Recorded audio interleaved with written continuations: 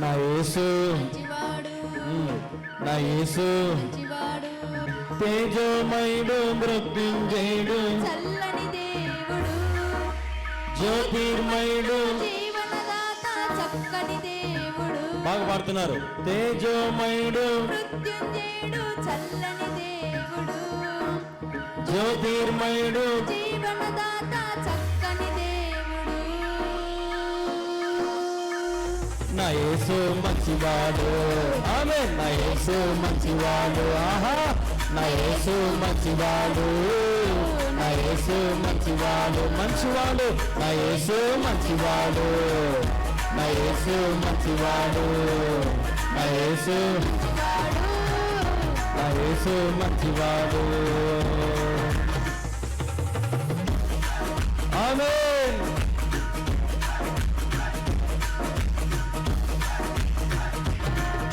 పరాక్రమ కార్యములెన్నో చేయువాడు ఆయన మాత్రమే. పరాక్రమ కార్యములెన్నో చేయువాడు ఆయన మాత్రమే. ఆయన శుద్ధుడు గనుడు విజయవంతుడు ఆశ్చర్యకరుడు. ఆయన శుద్ధుడు గనుడు విజయవంతుడు ఆశ్చర్యకరుడు. పాపాన్ని గెలిచిన మరణము జయించిన శక్తివంతుడు. నీకై నాకై ప్రాణం పెట్టిన ప్రేమమయుడు. మరొకసారి. పాపాన్ని గెలిచిన మరణం జయించిన శక్తివంతుడు. నీకై నాకై ప్రాణం పెట్టిన ప్రేమమయుడు. చేతులు పైకెత్తి అందరు ఇట్లా అనండి. అందరు ఇట్లా ఇట్లా. నా యేసు వాడు. నా యేసు మంచివాడు. అందరూ చెయ్యి పైకెత్తి. మంచివాడు. నా యేసు మంచివాడు. నా యేసు మంచివాడు. తేజోమయుడు చల్లని దేవుడు.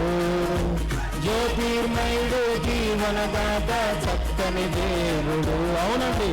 తేజోమయుడు చల్లని దేవుడు. జ్యోతిర్మయుడు చక్కని దేవుడు. నా యేసు మంచివాడు.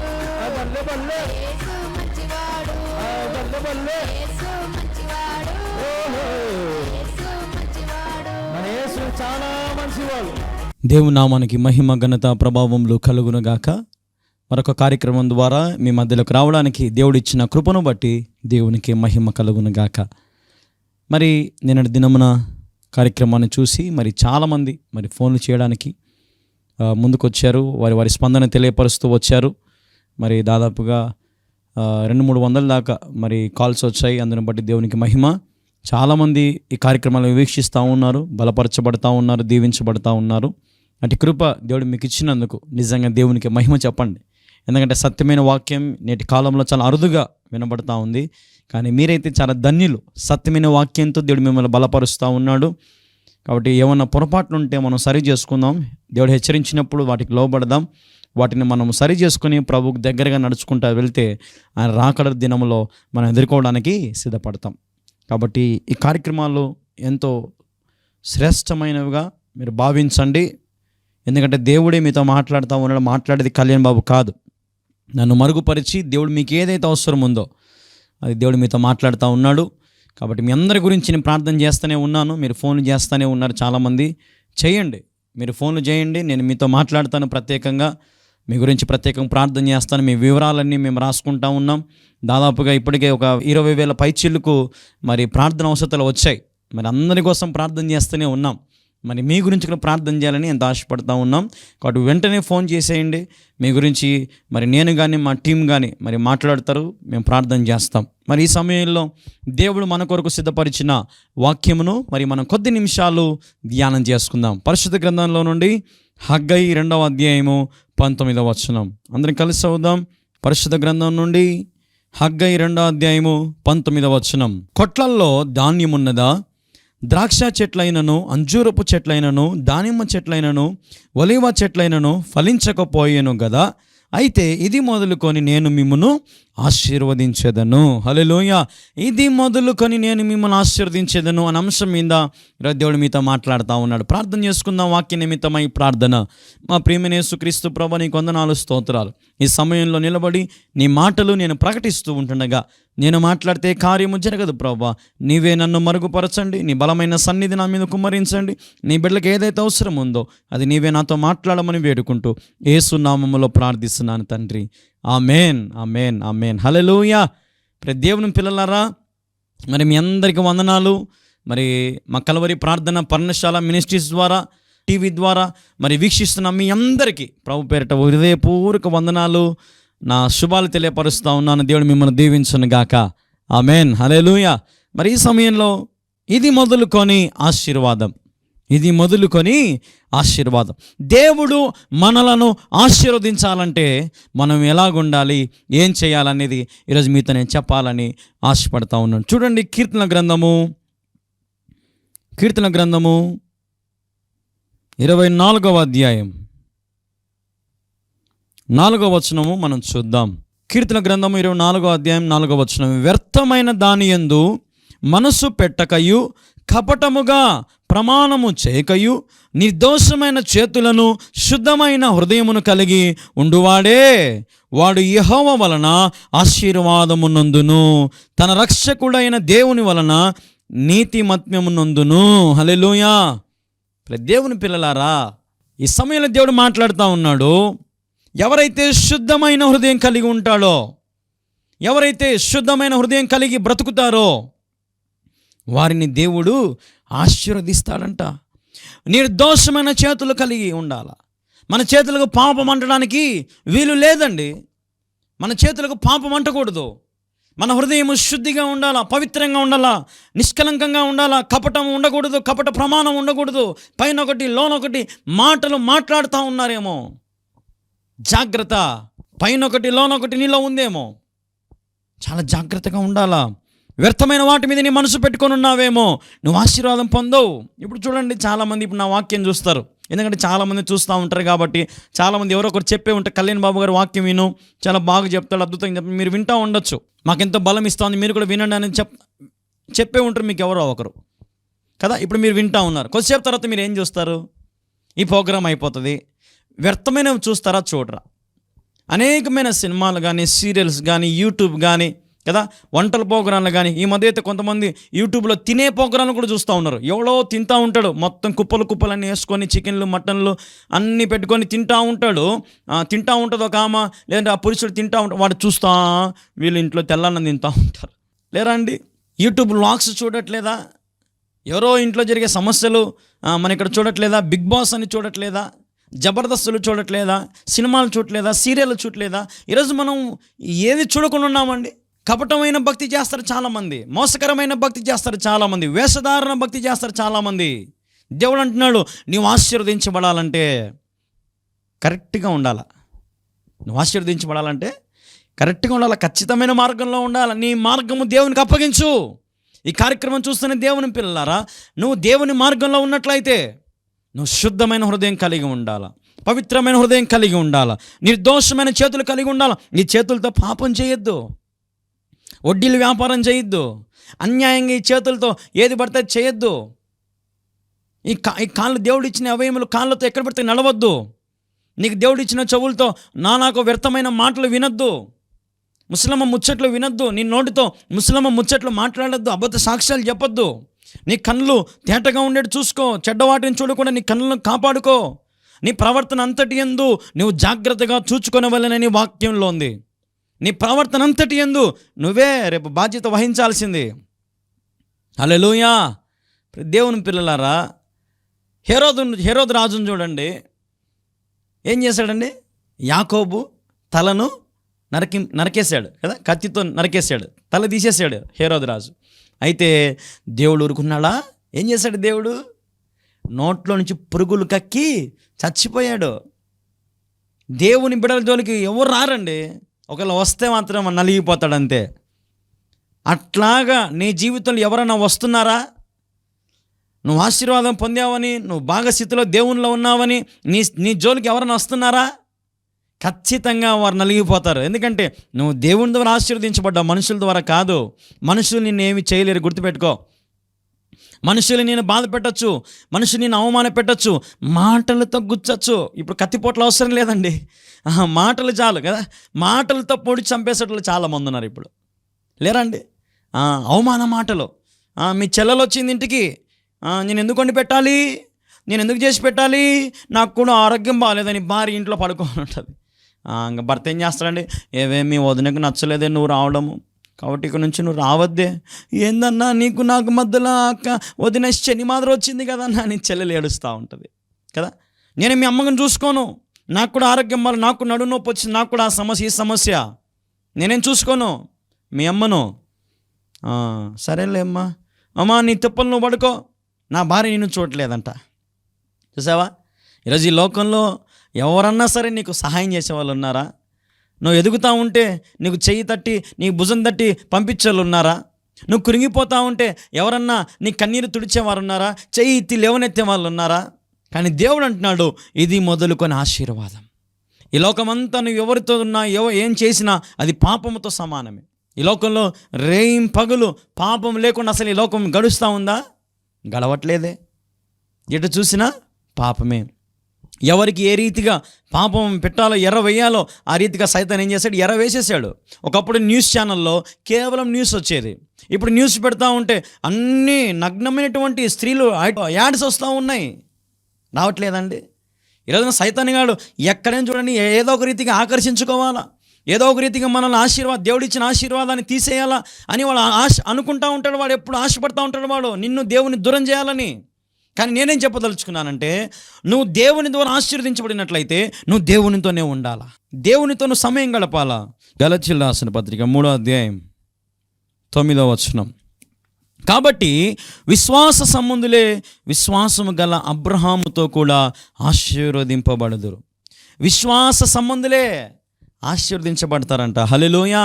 విశ్వాస సంబంధులుగా నువ్వు ఉన్నావా? విశ్వాస సంబంధులే ఆశీర్వదించబడతారంట. ఈరోజు విశ్వాసమే స్వస్థపరుస్తుంది. నీ విశ్వాసమే నీ బలము. విశ్వాసం కోల్పోయావా? దేవుడు అంటాడు, అల్ప విశ్వాసులారా ఎంతకాలము నేను మీతో ఏగుదును కదా. యేసయ్య కూడా కోపం వచ్చింది, సహనం కోల్పోయాడు, అన్నాడు ఎంతకాలం నేను మిమ్మల్ని సహించాలి నాయన. ఈరోజు నీ విశ్వాసం చేతపట్టుకొని ప్రభువుని అడుగు, దేవా నన్ను ఆశీర్వదిస్తే. యాకోబు దేవుని అడిగాడు, రాత్రంతా పెనుగులాడాడు. ఉదయం లేవగా నీ పేరేంది నాయన? నా పేరు యాకోబు. ఇక నుంచి నీ పేరు యాకోబు కాదు, ఇశ్రాయేలు అని దేవుడు యాకోబును ఆశీర్వదించాడు. ఒక రాత్రి అంతా పెనుగులాడితే దేవుడు ఆశీర్వదించాడు. దేవుని ఆశీర్వాదం రావాలంటే చాలా సులువు అనుకుంటారు చాలామంది. ఏదో చర్చికి ఒక ఫ్యానో, ఒక లైటో, ఒక 1000 రూపాయలు, 10,000, 2,000, 20,000, 30,000, 50,000, 1,00,000, 10 లక్షలు ఇస్తే మేము గొప్పలం అయిపోతాం, దేవుడు మమ్మల్ని ఆశీర్వదించి అనుకోవద్దు. శుద్ధమైన హృదయం కలిగి ఉండాలి, విశ్వాస సంబంధులుగా నువ్వు ఉండాలా. అప్పుడే దేవుడు నిన్ను దీవిస్తాడు. ఎందరైతే కార్యక్రమాన్ని చూస్తూ ఉన్నారో నాకు తెలియదు, కానీ మరి దేవుడు మీతో మాట్లాడుతూ ఉన్నాడు. ఇది మొదలుకొని ఆశీర్వాదం. నీ రాబడిని దేవుడు దీవించాలా, నీ పిల్లల్ని ఆశీర్వదించాలంటే, నీ భర్తను ఆశీర్వదించాలంటే, నీ భార్యను ఆశీర్వదించాలంటే, నీ కుటుంబాన్ని ఆశీర్వదించాలి, నీ తల్లిదండ్రులను దేవుడు ఆశీర్వదించాలంటే నువ్వు విశ్వాసివై ఉండాలి. నువ్వు ప్రార్థనాపూర్వకంగా ఉండాలి, ప్రార్థనలో బలపడాలి. అనేక మంది కొరకు నువ్వు ప్రార్థన చేయాలా. అన్ని జనులందరూ నీ యందు అన్ని జనులందరూ దీవించబడుదురుగాక. అన్ని జనులందరూ నీ వల్ల ఏం కావాలా? దీవించబడాలండి. ఈరోజు మన కుటుంబమే దీవించబడడం లేదు, మనం ఉన్న సమస్యలే పోవట్లేదు. ఎందుకంటే మనం లోకంలో ఉన్నాం, దేవునిలో ఉన్నాం. ఆడో కాలు ఈడో కాలు వేసాం. మనం ఎలాగ దీవించబడతాం, ఎలాగ ఆశీర్వదించబడతాం? మీరు నాతో చెప్పాలి. ప్రతి దేవుని పిల్లల విశ్వాస సంబంధులే దేవుని ద్వారా ఆశీర్వదించబడతారు. ఇంకొక మాట చూపిస్తాను నేను మీకు. కీర్తనల గ్రంథం, కీర్తనలు 115 13వ వచనం. పిన్నలేమి పెద్దలేమి తన యందు భయభక్తులు గల వారిని యెహోవా ఆశీర్వదించును. భయభక్తులు గల వారిని దేవుడు ఆశీర్వదించును గాక. ఆమేన్, హల్లెలూయా. భయభక్తులు కలిగిన వారిని దేవుడు ఆశీర్వదించాలని ఆశపడతా ఉన్నాడు. భయం ఉందా? చాలామంది మనం చూస్తూ ఉంటాం, దేవుని మీద అసలు భయమే అసలు ఉండదండి. ఇష్టానుసారమైన జీవితం, భయము భక్తి లేకుండా. కొంతమంది అయితే ఆదివారం పూట ప్రార్థన కూడా వెళ్ళరు, మందిరాలు కూడా వెళ్ళరు. మందిరాలు కూర్చొని ప్రభువుని స్తుతించుదాం, రక్షణ పొందుదాం, మారు మనసు పొందాం, బాప్తిసం పొందుదాం అనే ఆలోచన అసలు ఉండదండి. దొరక ఆదివారం దొరికింది, 1 కేజీ మటన్ 1 కేజీ చికెన్ తెచ్చుకొని మంచి బిర్యానీ చేయించుకొని భార్యతో ఇంట్లో కూర్చొని కాళ్ళు చేతులన్నీ ఒత్తించుకొని తిని నిద్రపోయి పొద్దున్న లేచి పనికి పోతారు. ఈరోజు క్రైస్తవులు ఎంతమంది చర్చికి పోతున్నారండి? పల్లెటూళ్ళలో ఈ ప్రసంగం వింటావమ్మా, తల్లి అయ్యా మందిరానికి వెళ్తున్నావా? ప్రతి ఆదివారం నమ్మకంగా మందిరానికి వెళ్తున్నావా? వెళ్తేనే దేవుడిని దీవిస్తాడు. నీ ఇంట్లో ప్రార్థన, మంచం కాడ ప్రార్థన, పటాల దగ్గర ప్రార్థన, వాకిళ్ళ దగ్గర ప్రార్థన చేసుకుని పోతే దేవుని దీవించడు. దేవుని ఆలయంలో స్కాన్ చేయండి. మీ వంతు మీరు తప్పక సహకరించాలని ప్రభు పేరిట మనవి చేస్తున్నాను. మందిరం 1 కిలోమీటర్ ఉంటుందా? సందుకి ఇప్పుడు మందిరాలు వచ్చేసినాయి. యవనస్తులు ఎంతమంది సేవకు వచ్చేసారు.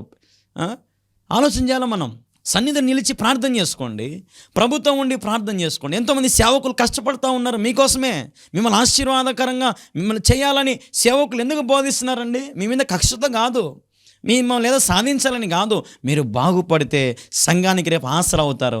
ఆసరా అయినప్పుడు అనేక మందిని ఇంకా సంఘం బలపరచవచ్చు, అనేక మందిని ఇంకా ఆశీర్వదించవచ్చు అని సేవకులు ఆలోచన చేస్తాడండి. సేవకుడు ఏదో 4 రాళ్ళు ఎంకలేసుకొని మీలాగా ఇల్లు, మేడలు, కార్లు, బంగళాలు కొనాలని ఆశపడ్డు. అవి దేవుడు ఇస్తాడు సమయం వచ్చినప్పుడు, తిరగడానికి, సభలకు వెళ్ళడానికి, సంఘం సువార్త వ్యాన్లని అవన్నీ తర్వాత ఇస్తాడు. దేవుడు ఇవ్వాలనుకునేప్పుడు ఇస్తాడు. సేవకుడు జ్ఞానం పెట్టి ఆలోచన చేస్తాడు. అంత భయం లేకుండా అసలు సేవకుడు ఖర్చు పెట్టడమ్మా. చాలామంది సేవకుని డబ్బు వచ్చేసింది, కారు కొన్నాడు, సేవకుని డబ్బు వచ్చేసింది, ఇల్లు కొనేసినాడు, సేవకుని డబ్బు వచ్చేసింది, అసలు సేవ మీద శ్రద్ధ తగ్గిపోయింది. చాలా పొరపట్టది సైతాను మాట. నిజమైన సేవకుడైతే ఖచ్చితంగా భయము భక్తి కలిగి ప్రతి రూపాయి ఖర్చు పెట్టే విషయంలో చాలా ఆలోచన చేస్తాడు. ఏ దానికి పడుతుందని ఖర్చు పెట్టడు. ఒకరోజు ఒక పాస్టర్ గారిని ఒక కొడుకు వచ్చి అడిగాడంట. నాతో చెప్పాడు ఆ పాస్టర్ గారు, నానా నాకు చినిగిపోయిన ప్యాంటు కావాలి నాన్న అని అడిగాడంట. అరే చినిగిపోయిన ప్యాంట్ ఏంట్రా, నువ్వు సేవకుని బిడ్డ, మంచి ప్యాంట్ వేసుకోవాలరా. లేదు నాన్న నాకు చినిగిపోయిన ప్యాంటే కావాలా. మన సంఘానికి వచ్చి యవనస్తులందరూ మేము మాట్లాడుకున్నాం, చినిగిపోయిన ప్యాంట్ వేసుకుంది 2000 అవుతుంది, నాకు 2000 నాన్న. ఒరే నువ్వు ఏడిచినా గీ పెట్టినా ఏం చేసినా సరే నేను ప్యాంటు మాత్రం నేను కొనియను. నేను నీకు 500 పెట్టి మంచి ప్యాంట్ తీసుకొస్తా, ఆ ప్యాంట్ వేసుకుంటే వేసుకో, లేదంటే లేదు. ఈరోజు ఒకవేళ నా కొడుకు బాధపడి ఉండొచ్చు అన్న, కానీ రేపు పెద్దవాళ్ళైనప్పుడు నేను ఎందుకు ఈరోజు ఇట్లా చేశానో వాళ్ళకి తెలుస్తుంది. ఒక సేవకుని పిల్లలు ఈరోజు ఎలాగున్నారు, సంఘంలో పాస్టర్మలో ఎలాగున్నారు, పాస్టరయ్యలు ఎలాగున్నారు. ఆశీర్వాదం కావాలా? విశ్వాస సంబంధాలుగా ఉండి దేవుని మీద ఆధారపడండి. హల్లెలూయా. విశ్వాసలో ఆశీర్వాదం కావాలా? దేవుని మీద ఆధారపడండి. దేవుడు మిమ్మల్ని ఎందుకు ఆశీర్వదించడు? ఎందుకు మీ స్థితిని మార్చడు? మీ స్థాయిని ఎందుకు దేవుడు హెచ్చించడు? ఉన్నత స్థలముల మీద ఆయన మిమ్మల్ని నివాసం చేయడానికి ఇష్టపడే దేవుడు. పక్షిరాజు వల్ల రెక్కలు చాపి పైకి ఎగరాలని ఆశపడే దేవుడు మన యేసయ్య. ఈరోజు నీకు కూడా ఆశ ఉందా? ఎగరాలి ప్రభా, నేను ఒక స్థితికి వెళ్ళాలి ప్రభా, నా కుటుంబాన్ని ఆశీర్వదించిన ఆయన, ఈ అప్పుల సమస్యల నుంచి తీసివేయి ప్రభా, ఈ బాధలు తీసివేయి ప్రభా, ఈ అవమానాలు తీసివేయి ప్రభా అని చెల్లి ఏడుస్తూ ఉన్నావా? అన్నయ్య ఏడుస్తూ ఉన్నావా? చచ్చిపోదాం అనుకుంటా ఉన్నావా? ఏడుస్తూ ఉన్నావా? మొరపెట్టుకుంటా ఉన్నావా? దిక్కుతోచిన స్థితిలో ఉన్నావా? చావే నాకు దిక్కు అనుకుంటా ఉన్నావా? అయితే ఈరోజు నీకు ఒక శుభవార్త. ఇది మొదలుకొని దేవుని ఆశీర్వదించును గాక. ఈ రోజు నుంచి నీ స్థితిని దేవుడు మార్చును గాక. నీ జీవితాన్ని దేవుడు ఫలభరితంగా దేవుడు చేయును గాక. అనేక మందిని దేవుడు స్థిరపరిచి బలపరిచి ఆశీర్వదించును గాక. నీ కొట్లలో ధాన్యము దేవుడు సమృద్ధిగా నింపును గాక. అయితే దేవుని భయభక్తులు కలిగి ఉండు, విశ్వాసం కలిగి ఉండు, శుద్ధమైన హృదయం, నిర్దోషమైన చేతులు కలిగి, ప్రార్థన జీవితం కలిగి, సన్నిధిలో నిలబడే ధన్యతను పోగొట్టకుండా నువ్వు నిలబడగలిగితే, సేవకునికి కుడిభుజంగా ఉండగలిగితే, సంఘంలో పరిచర్య చేసేవాడిగా నువ్వు ఉండగలిగితే, ఖచ్చితంగా శ్రేష్టమైన ఈవులతో దేవుడు నిన్ను తృప్తిపరచును గాక. ఆమేన్, హల్లెలూయా. ప్రతి దేవుని పిల్లలారా, నీకే కష్టం ఉన్నా సరే దేవుడు ఆశీర్వదిస్తారు. రా ప్రభు దగ్గరికి. యేసయ్య ఒక్కడే సత్యమైన దేవుడు. యేసయ్య కూడా నిజమైన దేవుడు. ఆయన మనల్ని బలపరచాలని, దీవించాలని ఆశపడే దేవుడు యేసయ్య ఒక్కడే. యేసుక్రీస్తు అందరికీ ప్రభువు. ఆయన లోకమును ఎంతో ప్రేమించాడు. ఈ లోకంలో ఏ భేదం చూడలేదు ఆయన. కుల, మత, జాతి, వర్ణ భేదం, రంగు అంటే ఏ భేదం ఆయన చూడలేదు. ఏ భేదం లేదు. అందరూ పాపం చేస్తున్నారు, దేవుడు అనుగ్రహించు మహిమను పొందలేకపోతూ ఉన్నారు. అయితే ఈ సమయంలో ఆ మహిమను పొందే ధన్యత మీకు ఇచ్చాడు. పొందండి, ప్రభు ఆత్మను పొందండి, ప్రభు శక్తిని పొందుకోండి, ప్రభు ఇచ్చే ఆశీర్వాదం పొందుకోండి, ప్రభు ఇచ్చే బలాన్ని పొందుకోండి, ప్రభు ఇచ్చే సమస్త కీర్తి ప్రఖ్యాతులన్నీ పొందుకోండి, ఘనత పొందుకోండి. అవన్నీ మీకు రావాలంటే మీరు ప్రభుతో ఉండాలి. ప్రభుతో ఉంటేనే మీ జీవితాన్ని దేవుడు సాధ్యపరచునుగాక. నూరంతల ప్రతిఫలం మీరు చూస్తారు. కాబట్టి మనం ఆలోచన చేద్దాం. ఈ యొక్క సమయంలో ఈ మాటలు ఎందరైతే వింటా ఉన్నారో నాకు తెలియదు, కానీ మరి వినుచున్నావా చెల్లి, తమ్ముడా? ఆశీర్వాదం కావాలా దేవుని ద్వారా? అయితే మోకాలు వంగండి, ప్రార్థన చేసుకుందాం. నేను మీకోసం ప్రార్థన చేస్తా. ప్రార్థన. మా ప్రియమైన యేసుక్రీస్తు ప్రభువా, నీకు వందనాలు, స్తోత్రాలు తండ్రి. ఇదిగోనైనా మరి నీ బిడ్డల కోసం ప్రభును అందించిన వాక్యం బట్టి నీకు స్తోత్రం. ఇది మొదలుకొని ఆశీర్వాదం అన్నావు ప్రభు. మరి వారి జీవితాన్ని ఆశీర్వాదకరంగా చేయి ప్రభు. ఇదిగో నేను ఎందరైతే మరి శుద్ధమైన హృదయం కలిగి మేము ఉంటాం, విశ్వాస సంబంధులుగా మేము ఉంటాం, భయభక్తులు కలిగి మేము ఉంటామని అంటున్నారో నాయన, మరి వారిని జ్ఞాపకం చేసుకోండి, దీవించండి, ఆశీర్వదించండి, ఫలభరితంగా చేయమని నీ సన్నిధానంలో బతిమాలు కొనొచ్చు ప్రభా. నీ బిడ్డలు కావాల్సినటువంటి మేలుతో తృప్తిపరచండి, వారి అవసరతలు తీర్చండి, వారి కన్నీరు నాట్యంగా మార్చండి. అవమానాలు, నిందలు, వేదనలు, అప్పులు, సమస్యలు, గర్భఫలం లేక బాధపడుతున్నారేమో, అన్ని విషయాలను ఎరిగిన వాడవు తండ్రి. వారి ప్రతి అవసరతను ఎరిగిన వాడవు తండ్రి. అన్ని విషయాలను జ్ఞాపకం చేసుకుని ప్రభా వారికి సహాయించిన కృప వెంబడి కృపతో నింపమని వేడుకుంటూ, ఎందరైతే ప్రార్థన ఏకీభవించారో వారి ప్రతి ప్రార్థన అవసరం మీరు ఆలకించి ఆమేన్ చెప్పమని వేడుకుంటూ, అతి శ్రేష్టమైన యేసుక్రీస్తు నామములో ప్రార్థించి స్తుతించి అడిగి వేడుకొనుచున్నాను తండ్రి. ఆమేన్, ఆమేన్, ఆమేన్. యేసు రక్తమే జయము, శిలువ రక్తమే జయం. ప్రభు యేసు నామములో సంపూర్ణ విజయము కలుగునుగాక. ఆమేన్. వందనాలు.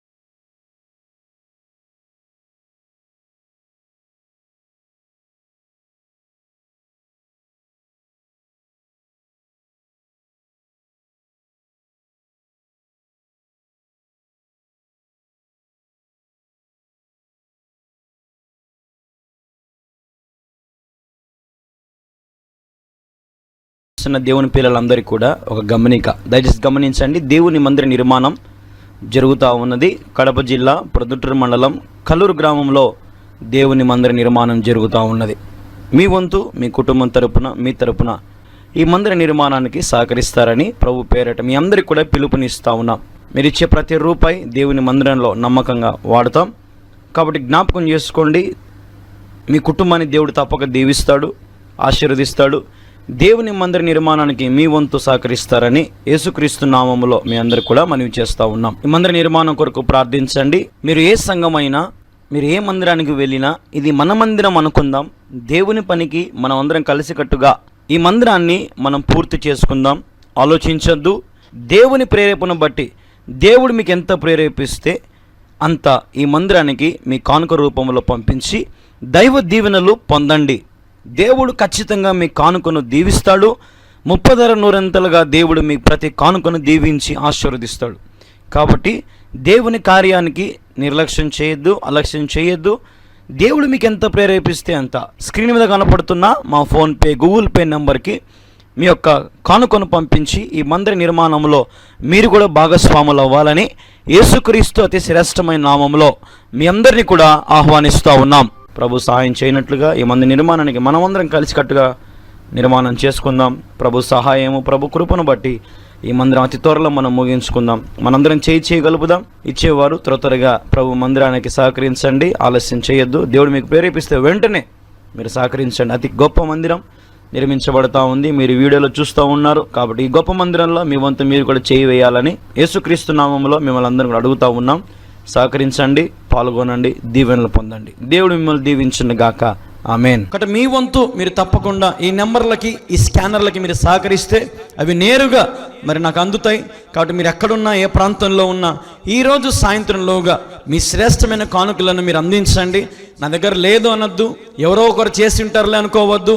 ఎవరూ చేయరు, మనమే చేయాలా, మనమే ముందుకు రావాలా. ఈ దేవుని పనికి విశ్వాసులమైన మనమందరం ఆయన నామాన్ని మహిమపరుస్తూ మన సమర్పణ ప్రభుకు సమర్పించుకుంటే ఈ మందిరము కట్టబడాక దేవుడు మిమ్మల్ని కూడా బహుగా ఆశీర్వదిస్తాడు. దేవుడు మీ పరిస్థితులను కూడా అత్యధికంగా ఆశీర్వదిస్తాడు. మేము కొరతల్లో ఉన్నాం, మా జీవితంలో సమృద్ధి లేదు, మేము సమస్యల్లో ఉన్నామనే దేవుని పనిని నిర్లక్ష్యం చేయదు. దేవుని పనికి పూనుకోండి, ఆయన మీ పనికి కూడా పూనుకుంటాడు. ఈ మాట నేను సెలవిస్తున్నాను. దయచేసి దేవుని పని మీరు చేయండి, ఆయన మీ ప్రతి పనులు కూడా ఆయన చేస్తాడండి. కాబట్టి ప్రియమైన దేవుని ప్రజలారా, దేవుని బిడలారా, మీ జీవితంలో గొప్ప మేలులు రుచి చూడాలంటే దేవుని పనికి మీరు పాలి భాగస్తులు అవ్వండి. ఒక ఇటుకకైనా, ఒక ఇసుకకైనా, సిమెంటుకైనా, కంకరకైనా, మరి కడ్డీలకైనా, కరెంటు పనులకైనా, మరి ఫ్లోరింగ్ విషయంలో అయినా, మరి పరిశుద్ధ స్థలం విషయంలో అయినా మీరు ఏ పనికైనా సరే పాలి భాగస్తులు అవ్వండి. దయచేసి ఎవరో చేస్తారులే అని ఎప్పుడూ అనుకోవద్దు. ఇప్పుడే మీ శ్రేష్టమైన కానుకలు అందించండి. మేము క్రీస్తు పేరట మందిరంలో అవసరాలు, మీరందరూ నా సంఘము, నేను ప్రతి సంవత్సరము మరి మీకు వాక్యాలు అందిస్తూనే ఉన్నాను, ప్రతిరోజు అందిస్తూనే ఉన్నాను. కాబట్టి మీరందరూ నా ఆత్మీయ బిడ్డలుగా భావిస్తూ ఈ మందిర నిర్మాణం గురించి మీ అందరికి పంచుకోవాలని పంచుకుంటా ఉన్నానండి. స్కాన్ చేయండి. మీ వంతు మీరు తప్పక సహకరించాలని ప్రభు పేరిట మనవి చేస్తున్నాను. స్కాన్ చేయండి. మీ వంతు మీరు తప్పక సహకరించాలని ప్రభు పేరిట మనవి చేస్తున్నాను.